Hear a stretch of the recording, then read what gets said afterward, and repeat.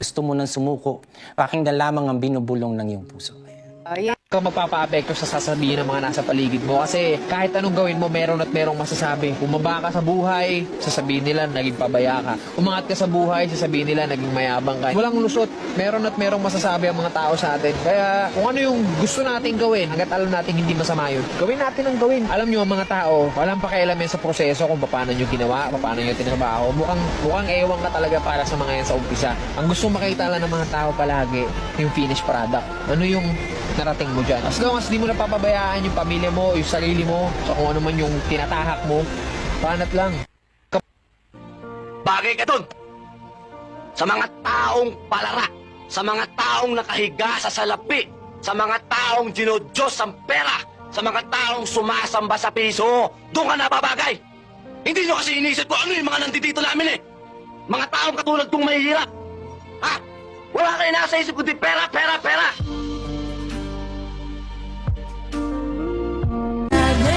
Sabi nga nila, hindi mo malalaman kung hindi mo susubukan. Ano lang yan eh, sugal-sugal lang yan eh. Diba? Kung lagi kang takot sumugal sa isang bagay dahil takot kang mawalan, mauubos at mauubos yung meron ka. Pag takot kang isugal yung meron ka, hindi ka rin magkakaroon. Hindi ka nga nawalan, hindi ka rin magkakaroon. Kung ano lang yung meron ka, uubusin mo na lang yun. Yung takot ka na sumubok na mas mapag-grow pa yung bagay na meron ka. Yung desisyon natin ngayong araw, yun yung magiging buhay natin bukas.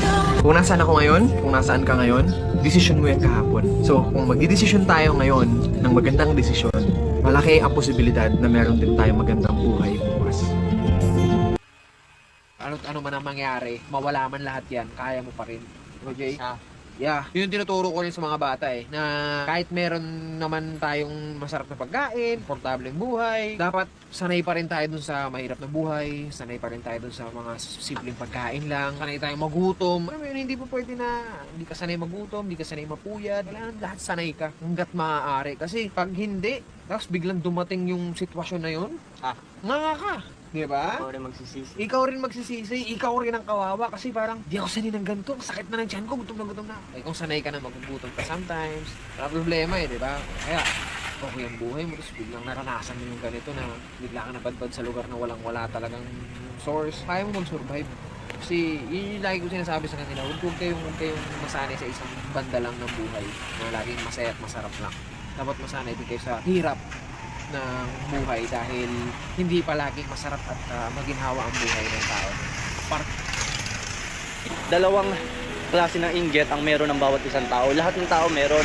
Ibang lahi ka man puti o black. Ako mismo may inggit. Pero dalawang klase yan. Merong inggit na maganda at may inggit na pangit. Yan yung magandang inggit is para siyang inspired sa English. Sa magandang inggit, yung nainggit ka sa isang tao na meron siya at gusto mo maging katulad niya o gusto mo marating yung narating niya. Yun ang good inggit. Ang bad inggit naman is yung nainggit ka sa tao, gusto mo mapabagsak siya, ayaw mo yung narating niya, and gagawin mo lahat para mabalik siya kung nasaan siya nagmula at maalis siya sa pwestong kinakatayuan niya. Yun yung bad inggit.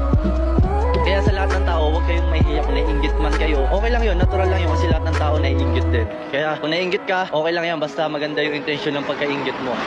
And yan ang magiging inspirasyon mo kapag naiinggit ka. Yan ang magdadala sa'yo sa pangarap na gusto mo maabot. Ang yan ang inggit na yan. Basta good intention yung inggit mo. Kaya guys, kung naiinggit ka, tuloy mo lang yung pag-iinggit mo. Abutin mo yung pangarap na kinakainggitan mo. Yung pangarap mo, naiinggit ka sa kanya, abutin mo. Gawin mo inspirasyon, gawin mo hakbang yon para marating yung mga pangarap mo. Yan. Pag may umihingi sa atin, minsan parang nabibigatan tayo, di ba?